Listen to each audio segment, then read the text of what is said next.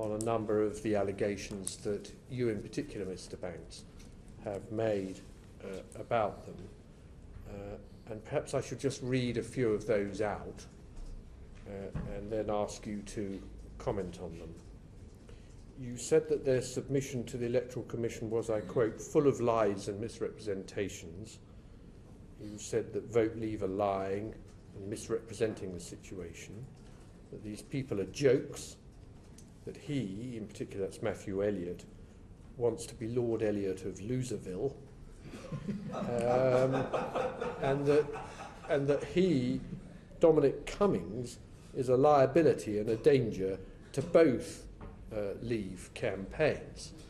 I think you saw his evidence last week. So I think that you meant to ask that question. To put it mildly, most of those, and I won't comment on the comment you've just made, do require a bit of substantiation, and I'd be grateful if you'd provide it now. So which one would you like me to start with first? You go ahead with whatever.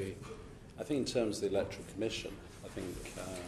Could you speak up? I'm sorry. Yeah, sorry. Do I need to lean forward, or you can That's hear me? Yeah, fine. sorry. Yeah. In terms of the Electoral Commission, our view of life was always that the Vote Leave bid was the kind of establishment bid, if you like. When we looked at the bid we put forward, which was the full backing of UKIP, Leave.eu had something like nearly 1 million public supporters signed up into it. We had all sorts of different groups representing a very large range of opinion in the Eurosceptic world. And really Vote Leave was a Tory campaign with a few little additions to it. So it didn't really represent the wider Eurosceptic view, and that's how we saw it. Okay, but that doesn't take us to full of lies and misrepresentations. Well, I mean, their submission had what things were the like... lies? Well, as a good example, we funded Brexit the movie, which we spent nearly £45,000 putting money into the movie. They quoted it in their submission. They had one conversation where they basically said, if Mr Farage or UKIP are even involved in the project, we won't be involved in it. So that was put in their submission as a fact that they had, helped Brexit the movie to commission the movie and do those sorts of things, where we had actually, pretty well funded 50% of it. Well, as one example, I can give you lots of different examples. I think rather than delay the committee now, it might be helpful if you could set those out in writing and provide them to the committee. Absolutely, no problem.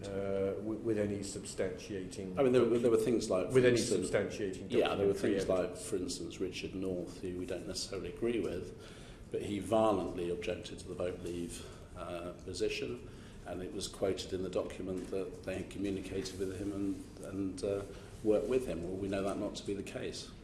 Now, when you say that the process, I haven't actually quoted all the quotes by any means I have in front of me, but perhaps I'll supply one more.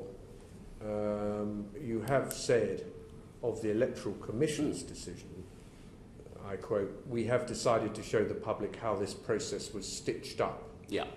So that seems to be an allegation not about lies or misrepresentation by Vote Leave, but about the conduct of the Electoral Commission. Well, I'd be grateful if you could substantiate that. We contemplated a judicial review based on a number of facts, but one of which was there are 8 commissioners of the Electoral Commission, 3 of which excused themselves because they were conflicted. We don't know the reasons why they were conflicted, but one of the commissioners actually voted on the decision that had a conflict relating to Vote Leave, but because they didn't have enough commissioners to form a quorum, they actually allowed someone to vote that was conflicted.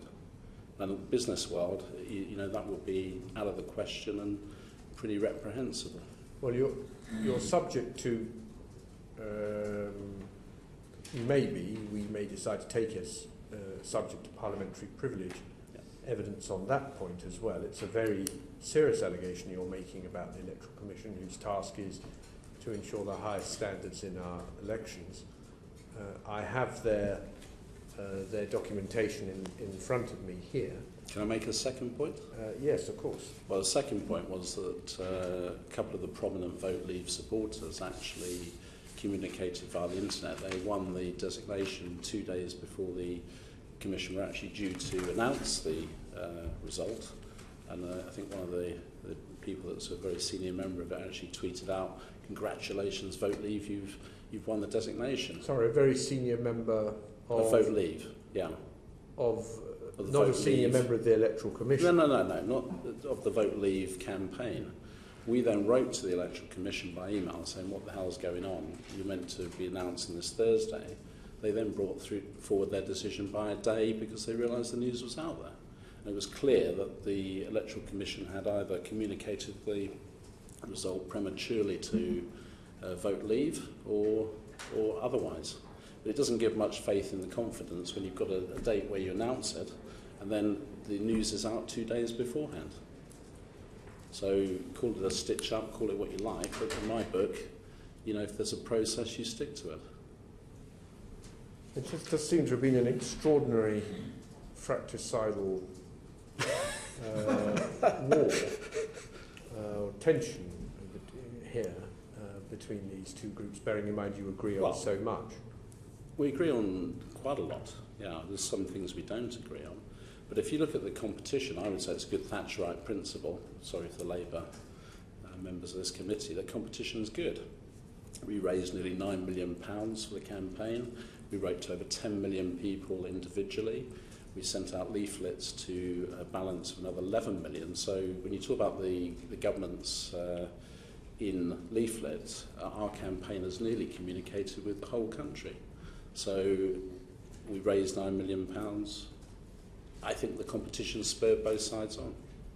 That doesn't leave aside the feeling that it was an establishment group that felt they had an entitlement to run the race, and it just become a Tory party cartel effectively, with a couple of add-on players. And it was for that reason, therefore, correct me if I'm wrong, that you're saying that your group was unable to form an alliance, a unified group to make the bid.